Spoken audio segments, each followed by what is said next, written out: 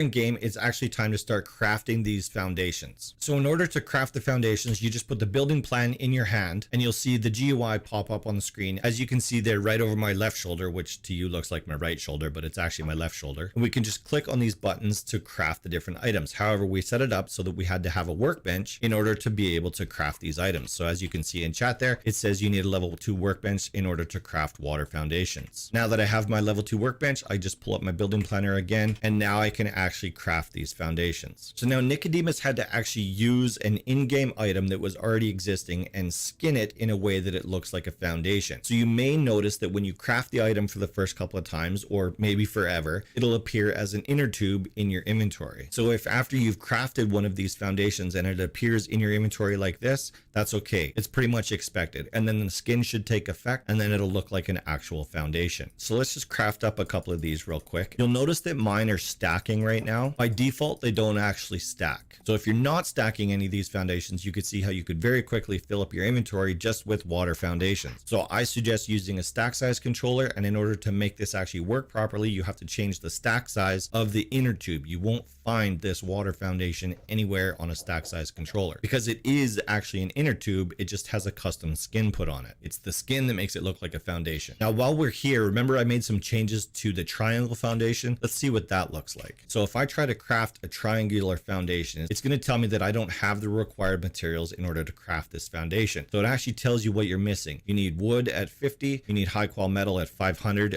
I just made it ridiculously expensive. Plus you need 1 scrap in order to craft 1 triangular foundation. Your default configuration file will not look like this at all. This is because I went in and changed the required resources needed in order to craft these foundations. So let's hop in our trusty rowboat here and let's go find a location to build one of these water bases on. So once we found a location where we want to build our water base, you take your water foundation and it's going to appear like it's an inner tube. It is actually a foundation and you just want to place it where you want your base to start. And good, I'm actually glad this happened right away so that I could show you guys. So as you can see, the foundation stays in location. The water goes up and down and my boat is moving with the water going up and down, but the foundation stays in the same position. So you can see there how it goes under the water there. That's because the water is rising up above it. Once we have our first foundation placed, we can continue on with the rest of the base. Now, once you're at this point where you have your first water-based foundation placed, you will not be placing regular foundations next to it. As you can see there, it errors out and doesn't allow me to place that. So then you would go through it and you would want to actually select the floor. And as long as we have more water foundations in our inventory, it'll allow us to place these foundations. And then you can just continue on just like you normally would with anything else. And every time you place a water foundation, it takes it out of your inventory. There we go. Now we have the foundation built for a brand new water base. Now you're going to notice that things look a little bit different underneath these foundations. Those are diesel barrels underneath there. Here, let me turn the water off. There, I turned the water visibility off there so you guys can actually see it a little bit better. So as you can see, the foundations are all floating on top of diesel barrels. Once your foundations are placed, you can of course go through and upgrade them like you normally would. But remember, we set some parameters in the configuration file that made it so that we can't upgrade past sheet metal. So I have high quality metal in my inventory. And if I try to upgrade this water foundation to high quality metal, it's not going to allow me to do it. It says in chat there, you're not allowed to upgrade water foundations to tier this high. So the best that we can do is sheet metal with these specific parameters. Now you might be wondering why I left a hole in my floor right here. Well, that's because you can do one of these. You put in a floor frame and yes, you can put in a ladder hatch here and you can actually access your base from underneath. And by the way, just in case I didn't say it earlier, once you're done dealing with the foundations, the rest of the base just gets built like normal. So you can place walls, you can place other floor panels, etc., etc. The rest of the base builds the exact same way once the foundations are done. So I'm going to use the plugin called Up to automatically upgrade everything on this base. But I'm going to select that it upgrades to tier level 3, which is sheet metal, and you're going to see something interesting happen as soon as I do that.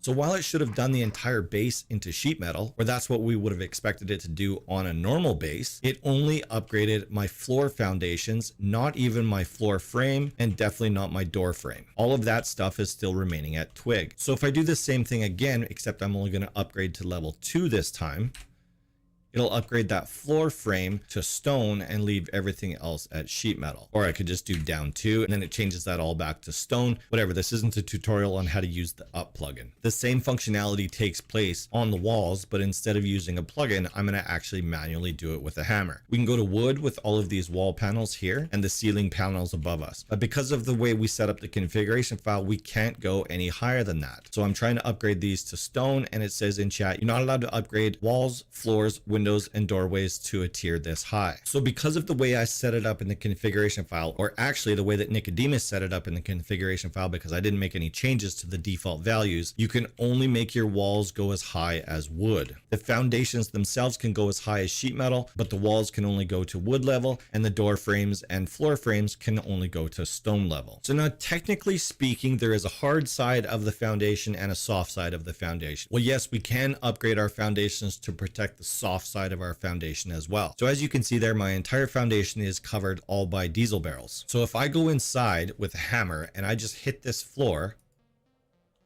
you'll see that it didn't actually repair anything, and I'm going to show you what it did on the underside in a minute, but I'm going to go through and I'm going to actually hit every single one of these foundations in this base. So now you can see that those foundations have another layer of barrels as well as another floor underneath that. This is what allows us to build frames underneath our base where we can install nets to catch the ocean loot. I know this is hard for you guys to see right now because I have to put the goggles on. Even though I have the water disappeared, it still has all of the effects. So on the underside of our base, we can upgrade these panels as well, but we can only take them to wood level. If we try to go higher than wood level, it gives us that same warning in chat. So now we have an extra layer of protection on the bottom side of our base. And then of course, this is where we can install our frames, and then we can put in our nets. And then at different intervals, this will actually collect underwater loot for us. And we can come out here and pick up the loot out of the nets, providing of course you left that feature turned on in your configuration file. All right, so earlier I said that we could install ladder hatches into our floor frames, and that looks just like we would expect it to. And of course, can we put another one in down below that? We'll have to put a frame in there first, and then yes, of course we can.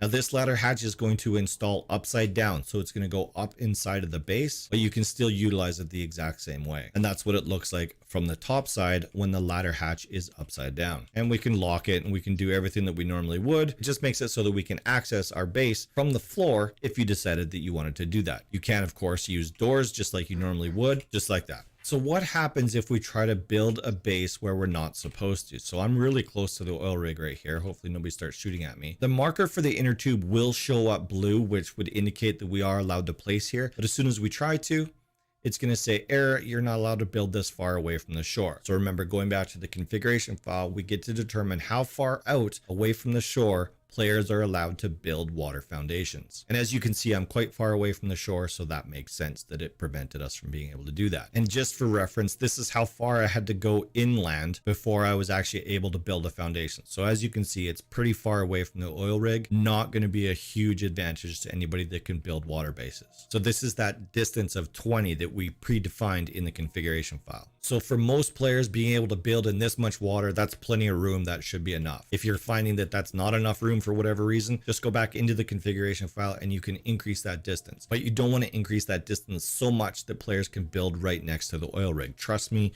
you don't want to get into that. They'd be able to snipe directly from their base right onto the oil rig, clean it out. They'd be looting everything all the time. And then once we have our base all set up, we can start placing things in here. Everything functions inside these bases exactly the way that you would expect it to. If by chance the water happens to come up, it won't allow you to place deployables in the water like that. As you can see, it's all red right there. But as soon as this wave goes back down,